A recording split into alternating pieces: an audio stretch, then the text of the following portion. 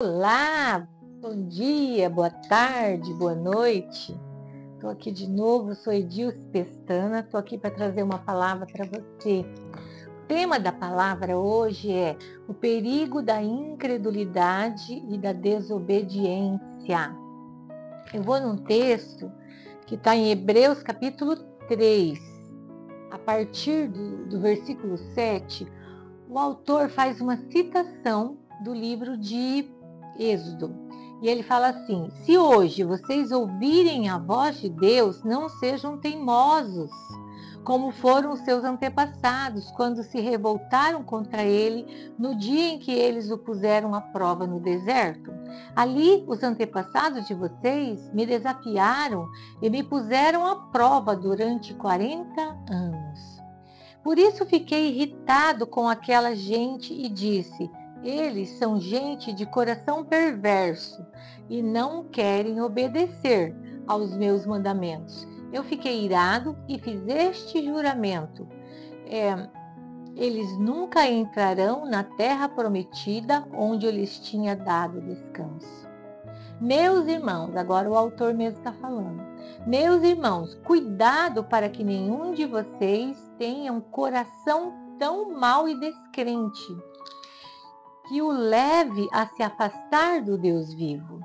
Pelo contrário, enquanto esse hoje, de quem falam as Escrituras Sagradas, se aplicar a nós, animem uns aos outros, a fim de que nenhum de vocês deixe se enganar pelo pecado, nem endureça o seu coração, pois seremos companheiros de Cristo se continuarmos firmes até o fim na confiança que temos tido desde o princípio. Aí o autor cita de novo. E é isso que as Escrituras Sagradas dizem: se hoje ouvirem a voz de Deus, não sejam teimosos, como foram os antepassados quando se revoltaram contra ele. A gente vê que quando está falando algo muito importante, a gente repete, fala e torna a falar. É isso que o autor fez aqui.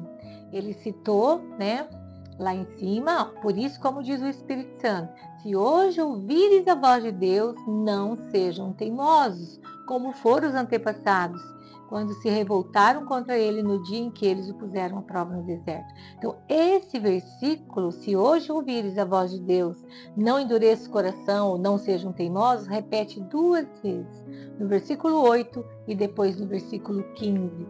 Tamanha a importância de nós nos atermos a não sermos teimosos, a não sermos desobedientes, né? Eu fiz umas pequenas considerações aqui. Nós devemos conhecer o Senhor e saber que nós somos justificados pela fé. Muitas pessoas julgam a Deus e culpam por suas crises, né? Por seus problemas. Deus não podia ter feito isso, ou tal pessoa não merecia passar por aquilo, né? Deus é soberano, é o único que não precisa prestar contas a ninguém, e somente Ele é supremo em poder, posição, autoridade, virtudes, decretos e obras. Tudo depende de Deus, mas Ele não depende de ninguém. Tudo vem dele, mas ele não veio de lugar algum, pois não tem início e não tem fim.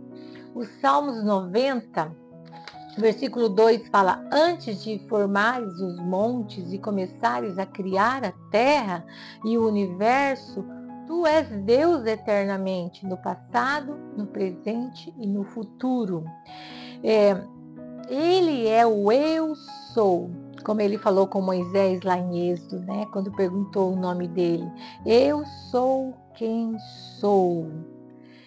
Isaías 43, do 10 e o 11 fala assim: o Senhor diz: povo de Israel, você é minha testemunha, você é o servo que eu escolhi para que me conheça e creia em mim e entenda que eu sou o único Deus. Antes de mim não houve nenhum outro Deus e nunca haverá depois. Só eu sou o Senhor, somente eu posso salvar você. diz a palavra, né? Uma vez que toda a vida vem dele, só ele tem o direito de exercer autoridade suprema sobre a nossa vida. Só ele pode fazer o que quer, quando quer. O Salmo 135, versículo 6, fala disso. O Senhor faz o que quer, tanto no céu quanto nos mares e quanto nos oceanos profundos. 1 Timóteo 6,15 fala: quando chegar o tempo certo, Deus fará com que isso aconteça. O mesmo Deus que é bendito, que é único Rei, Rei dos reis e Senhor dos senhores. Deus faz mesmo o que Ele quer, né? E com isso, Ele nos permite ser provados. Ele pode permitir que nós sejamos provados. Aí você fala, mas ser provado é passar por luta, é por provações? Exatamente. A gente chama de provação as tribulações, as lutas que a gente passa, né? Não é confortável, não é agradável, é difícil mesmo, né? Cansativo. Só que a prova ela tem um objetivo, né? A prova pode nos avaliar, né? O quanto eu sei a respeito de um assunto, o quanto eu sei ou não. Se nós lembrarmos da época do colégio, né? A prova, o objetivo da prova era avançar, avaliar e avançar. Depois de várias provas somadas, eu poderia obter uma nota e eu poderia avançar para um próximo nível, né? A gente chamava de ano, do segundo ano para o terceiro ano, enfim, do nível para o outro nível. E se eu fosse muito mal nas provas, eu não poderia avançar. Não poderia, eu teria que voltar e fazer tudo de novo, estudar todos os conteúdos outra vez. É isso que a gente vê na vida das pessoas. Quando as pessoas vão mal na prova, quando ela fica murmurando, reclamando, ela não sai do lugar. Ela fica andando em círculo, como aquele povo no deserto, que ficou 40 anos lá andando em círculo, porque ficava murmurando e reclamando. Eles foram reprovados e não entraram na terra prometida. Aí voltando a falar de prova, né?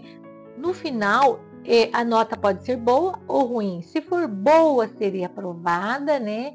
E posso avançar na minha vida, a gente fala na vida espiritual, porque os problemas nos aproximam mais de Deus, né? E a prova, mesmo que é por repreensão, ela é por amor. Deus nos permite passar por amor, né? Ela vai produzir algo bom em nós. Vamos ver o texto de Romanos, capítulo 3, capítulo 5, do 3 ao 5. Fala assim: e não somente isto, mas também nos gloriamos nas nossas próprias tribulações, sabendo que a tribulação produz perseverança, e a perseverança, experiência, e a experiência, esperança. Ou seja, no final, né, eu vou ter o quê? Esperança. Ora, a esperança não confunde, porque o amor de Deus é derramado em nosso coração pelo Espírito Santo que nos foi outorgado. Que lindo! Você passa por tudo isso e vai ganhar no final o quê? Esperança. A esperança é algo que alegra o nosso coração. Se nós lembrarmos de Romanos 12:12, também fala: alegrai-vos na esperança, tende paciência na tribulação e perseverai na oração. Você se alegra de ter esperança, que hoje está ruim, mas amanhã vai melhorar. Eu creio que algo bom vai acontecer. E a esperança vai trazer alegria, e a alegria, a Bíblia diz que a alegria do Senhor é a nossa força, ou seja, uma coisa gera outra e outra, né? E eu vou ter força para continuar vencendo o problema, para continuar lutando, continuar passando aquela prova, né? Então, era isso que eu queria trazer para você, que esse tema venha te ajudar a refletir sobre passar por problemas, por lutas, que você vença os seus problemas, as suas lutas, que você seja aprovado no final desta prova, né? Era isso que eu tinha para trazer para você hoje. Que Deus te abençoe e até mais.